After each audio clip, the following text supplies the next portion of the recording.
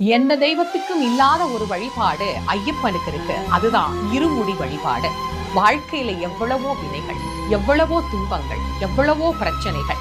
ஐயப்பா, நான் பட்டதெல்லாம் போதும், இனிமேல் என்னால் துன்பம் பட முடியாது, உன் சன்னதி நோக்கி நான் வருகிறேன், எனக்கு அருள் செய் அப்படின்னு 2 மூட்டையை நாம தூக்கிட்டு போறோம்.